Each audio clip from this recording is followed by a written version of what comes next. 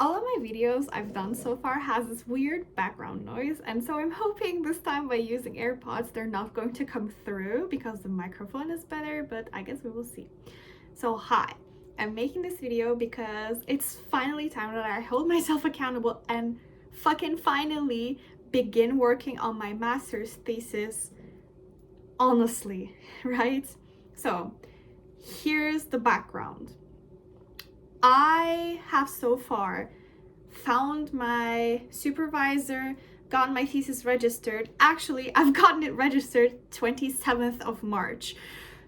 It's been almost a month where I haven't done so much. I'm not going to put myself on the spot. I know why this happened. I'm under a lot of pressure for coming from myself, as in the sense that I've been applying to PhD positions, and anytime I try to sit down to do my thesis, I somehow find a reason and another job posting that I can apply to for my PhD, and then I'm thinking to myself, well, it's not a waste of time, it's my PhD job. So that's a very good excuse for me to escape and not do anything for my thesis. Going forward, that's not going to happen anymore. So here I have some of the things I'm going to do. I have this is going to be my research journal. I'm actually very excited. I think this is a very good idea. I've seen this on TikTok, I think, where you have to write down, first of all, what you're thinking, what you're feeling, and what you've done, and your whole research process. And I think this is very good because I have to, in order to digest all of my thinking and all of my thoughts and all my ideas, I have to like have it said out loud. This can be like conversating with people, or this can also be writing them down. This is how I process and this is how I come to conclusions. So I think this is going to be very interesting and very insightful for me. This is good. So I have this to sort of get me excited, as well as for my birthday, I've gotten this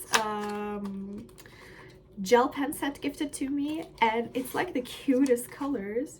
So guess what? That's all just going to be more motivation for me to do what I want to do, which is write a fucking A+++ master's thesis that is genuinely interesting and insightful.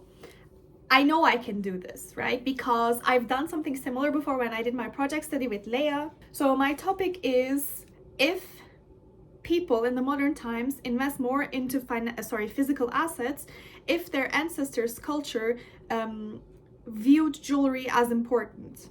And the way I'm going to be doing this is going to be utilizing an instrumental variable approach. I'm going to take the instrument of maximalism. This is probably going to be like patterns in clothing, and or like complexity in buildings and like designs on there.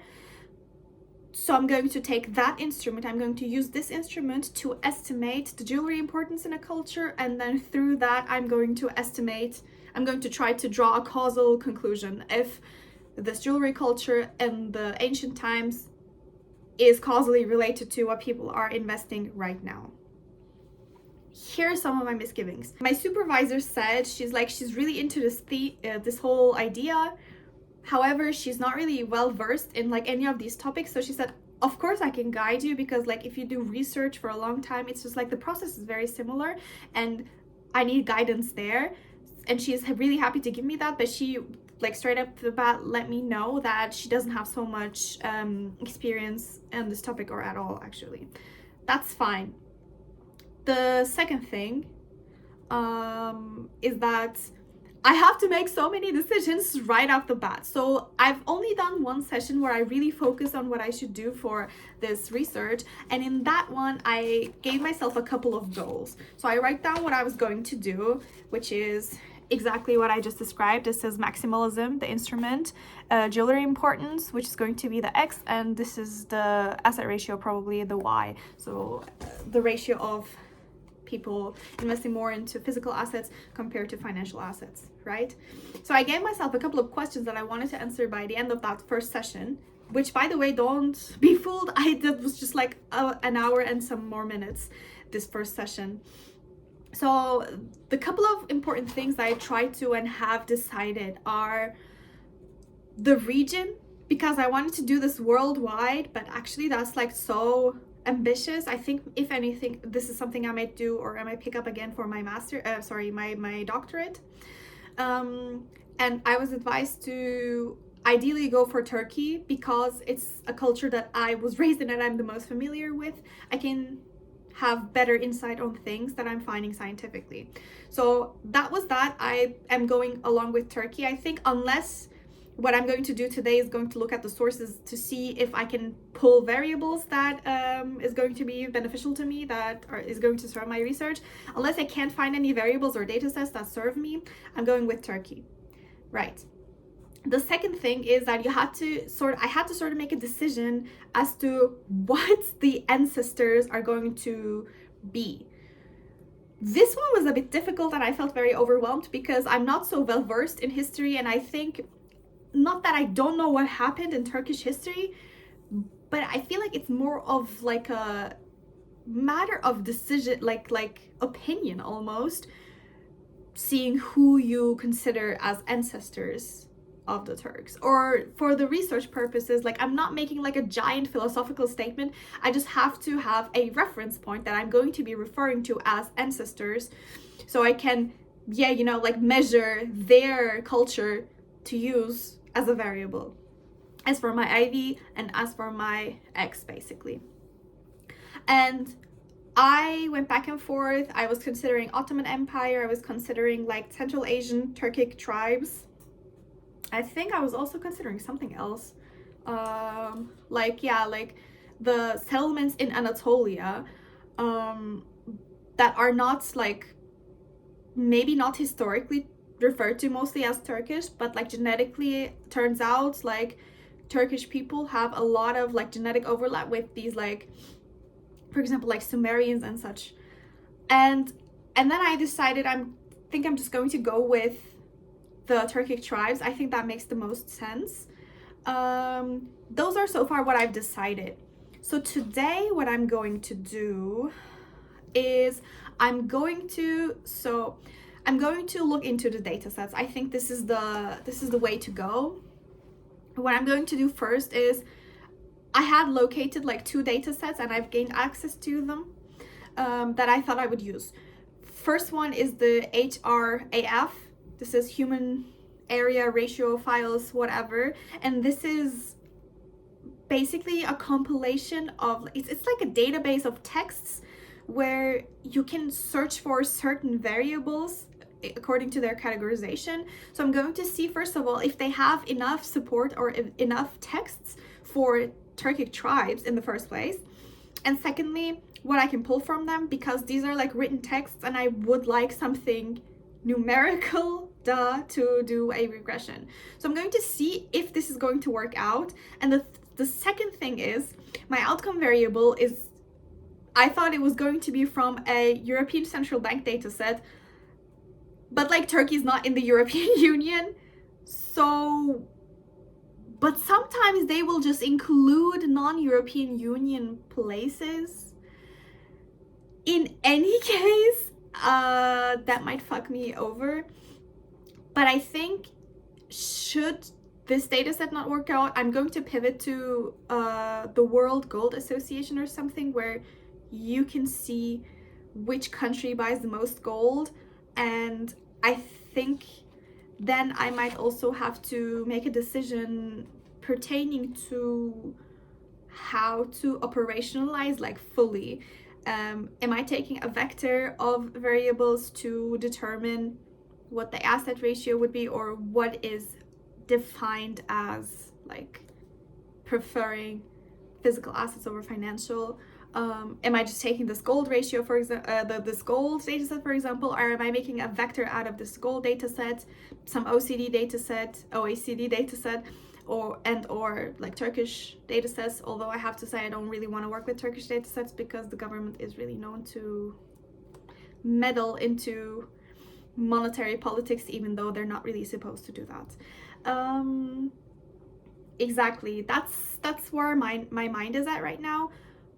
Once I have this like laid down, I think this is going to take a couple of hours at least in the first place.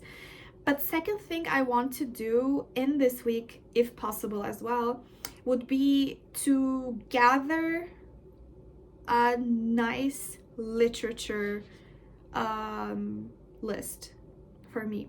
So what me and my supervisor also talked about is that she said, because you have so many questions and so many things that are up in the air, you should first finalize your research proposal.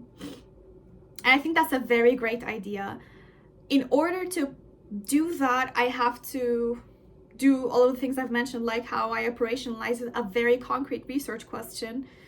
And then obviously, to be within good scientific method and scientific methodology, I have to, or not I have to, but like it just only makes sense that I look into what people before me did when they were doing a research going in that direction.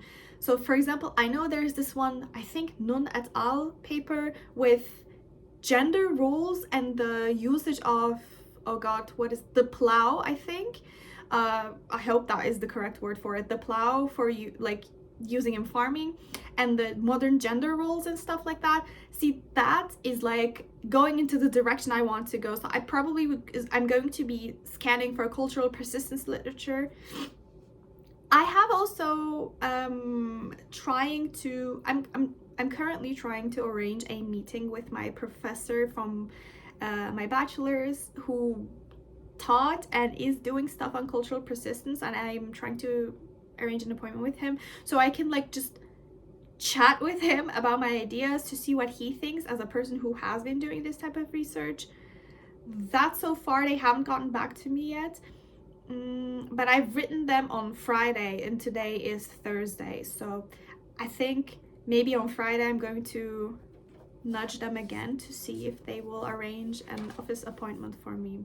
But yeah, that's what's going on, and I just wanted to come on here and detail everything I'm saying. I'm very big on keeping track of what's going on in life. I think this is really cool.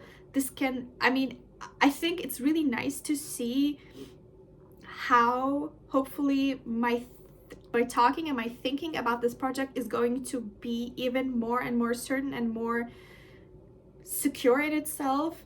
Currently I feel a bit lost, but I think it's okay because I'm just going to take a very myopic approach where I'm just going to think about the first 2 steps I'm taking, and once I have this research proposal down, I think things are going to get even more easy and clear for me. The other thing is that I feel very insecure about this project because I was talking to a professor whose chair I work at right now. I was talking to him to see like if there's an opening for me to stay there for my doctorate, and I told him about this project that I'm doing for a master's thesis and that ideally I would expand upon that, and he was like, oh, it's really cool and really good for your master's thesis. However, you can't really publish that and you can't really extend that because of the indigeneity problem, which should be fine at a master's thesis level, but you can't really expand that for your doctorate. And now I sort of feel stupid, but I think it's just one of those things that I have to like take a very deep breath and like work at it really heavily to understand, first of all, to feel more confident that I know more information so that I can explain it to people and say like, well, no, here's how I'm mitigating the indigeneity, and feel really solid and confident when I say that. Or say like, you know what, you're right, indigeneity is a big problem, but I think this should be okay, and here's why. I think it's going to help me grow as a scientist a lot more, that I'm taking on a project that I'm first really passionate about, second that it is my idea, and third that I'm taking very seriously. So yeah, today I have a couple of more hours of work to do for my chair. Let me see what time it is. Currently it's 2, like exactly 2. Scary. I'm gonna see what happens until like 5, and then maybe I'll report back, but maybe not even. I'll have to see. But I'm very happy, and since I woke up really happy today, I just wanted to take advantage of this cheeriness, and then we're gonna see what happens. I'm just so excited. I'll see you later, I guess.